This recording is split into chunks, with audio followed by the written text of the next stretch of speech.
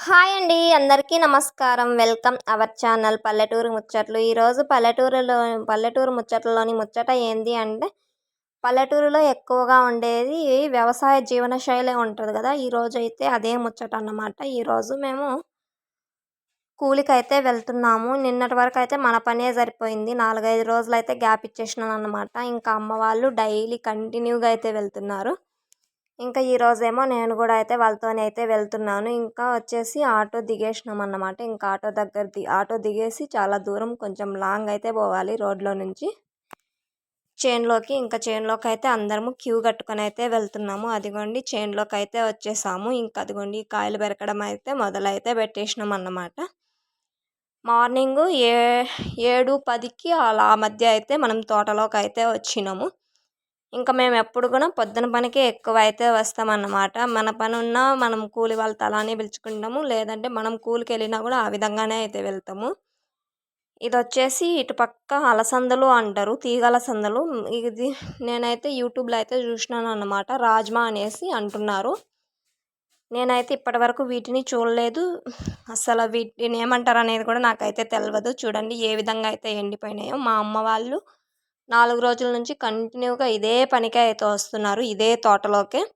అయినా కూడా అయిపోలేదంట. ఇంకా ఈరోజైతే మేము మా ఊరు వాళ్ళు 12 మందైతే వచ్చినాము. 3 డేస్ నుంచి ఈ ఊరు వాళ్ళు కూడా 6 మెంబర్స్ అట్లయితే వస్తున్నారంట కంటిన్యూగా. ఇంకా ఈరోజు కూడా అయితే వాళ్ళు కూడా 6 మెంబర్స్. మేము 12 మెంబర్స్. అంతా 18 మెంబర్స్ అయితే కాయలైతే కోస్తున్నాము. ఇంకా పొద్దున్న అన్నం కొద్దికైతే ఇంకా 1.5 మునము అట్లయితే ప్రతి ఒక్కరు 1.5 మునం అయితే పెరికినాము. ఇంకా భోజనానికైతే కూర్చున్నామన్నమాట. 10 గంటలకు ఆ మధ్య అయితే భోజనం అయితే చేస్తున్నాము. ఇంకా అందరికీ వడ్డించేసిన తర్వాత నేనైతే తిందామని చెప్పేసి ఇంక అందరికీ అయితే పెట్టేసాను. ఇంకా ఈ ఊరు దగ్గరకొస్తే మనకి హోటల్ ఫుడ్డే ఎక్కువ ఉంటుంది. ఇంకా భోజనం తినేసిన తర్వాత మళ్ళీ అయితే పని చేయడం అయితే స్టార్ట్ చేసినాము. అస్సలు ఆడుతూ పాడుతూ మస్తు ఎంజాయ్ చేస్తూ అయితే మేమైతే కాయలైతే కోస్తున్నామన్నమాట. ఏం పని ఉంటే ఆ పనికైతే వెళ్తాము. ఇదే పని అని ఏం లేదన్నమాట. ఏ పనైనా కానీ తవ్వడమో, కాయలు పెరకడమో, కాయలు కొయ్యడమో, లేదంటే తీగట్టడమో ఏదో ఒక పని. ఏ పని ఉంటే ఆ పనికైతే వెళ్తూ ఉంటాము. ఇంకా మధ్యాహ్నం మస్తు ఎండ అయితే అయిపోయింది. 12కి పైన అయితే మామూలుగా లేదన్నమాట ఎండ.